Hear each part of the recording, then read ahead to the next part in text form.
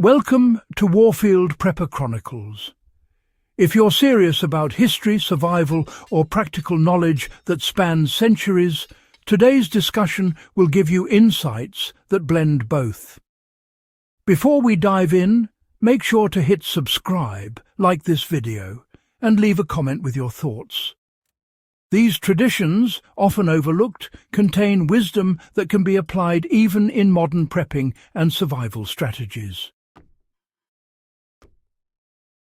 Medieval stews were the cornerstone of winter sustenance. In the Middle Ages, communities relied on what was locally available and seasonally abundant. Meat was preserved through salting, smoking or drying, while vegetables were either stored in root cellars or foraged from nearby forests. Common winter ingredients included root vegetables such as turnips, parsnips and carrots, legumes like peas and beans, and hardy greens such as kale or cabbage. Stews combined these ingredients in ways that maximized nutrition and minimized waste. For example, bones and offal were routinely used to create broths that could simmer for hours, extracting every bit of flavor and nourishment. In practice, medieval cooks often layered ingredients based on cooking times. Dense root vegetables and tough cuts of meat went in first, while softer greens and herbs were added later to preserve their flavor and nutritional value. For a modern prepper, this approach can be applied directly. When cooking with limited resources, always consider ingredient density and cooking time. A simple winter stew for survival situations could use dried beans, frozen or canned root vegetables, and smoked or cured meat, simmered slowly to create a filling, nutrient-dense meal. Foraging was an essential skill for medieval households, especially in winter when stored provisions ran low.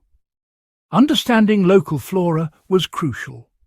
Mushrooms, nuts, berries and wild herbs were staples, but only if one could identify them correctly. Medieval manuals often listed edible versus toxic species, showing the sophistication of knowledge at the time. Hazelnuts, chestnuts and beech nuts were reliable sources of protein and fats, while wild onions, garlic and herbs enhanced both flavor and preservation. Foragers would also harvest greens such as dandelion and nettles, which, despite their bitterness, provided vitamins and minerals critical during months of scarcity. Medieval preservation methods offer lessons that are, surprisingly, still quite applicable today.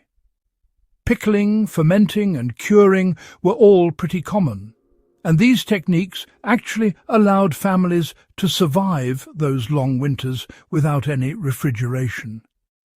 For example, cabbage would often be fermented into sauerkraut, a practice that not only preserved the vegetable, but, interestingly, enhanced its digestibility and nutrient content.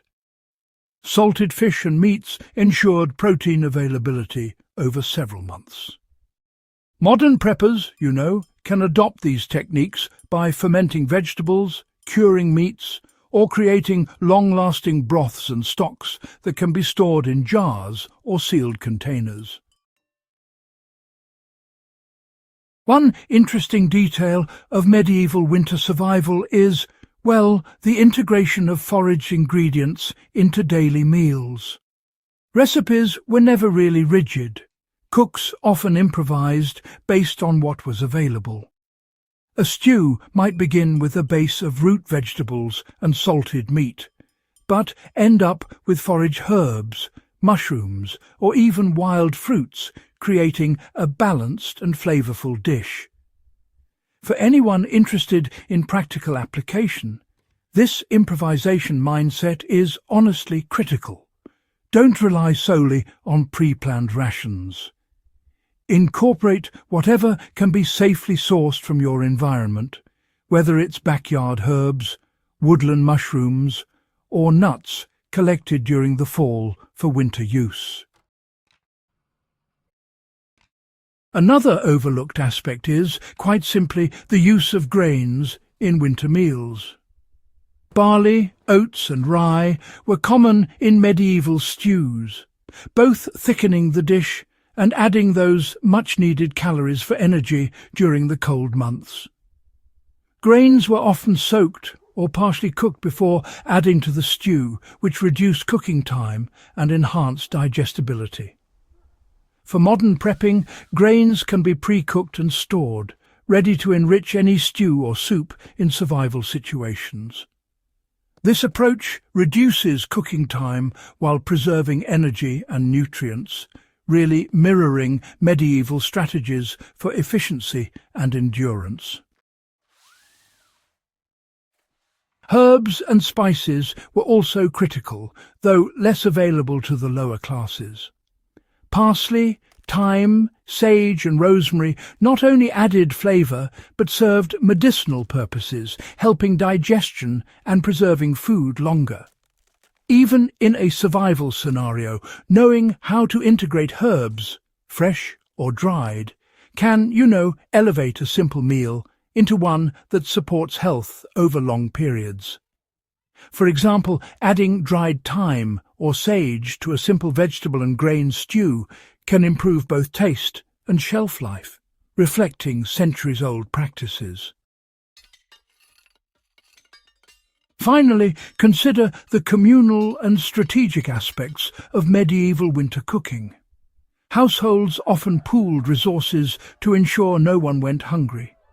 Stews could feed multiple people from limited ingredients, and knowledge of foraging was often shared among neighbours. For a modern prepper, this highlights the importance of community and shared knowledge. Skills such as identifying edible plants, fermenting vegetables, or creating efficient winter meals are invaluable not only for personal survival, but for building resilient networks. Medieval stews and foraging methods aren't just historical curiosities. They are practical lessons in survival, resourcefulness, and nutrition. By studying ingredient combinations, preservation techniques, and foraging strategies, you can apply these insights to modern prepping, creating meals that are both historically informed and functionally effective.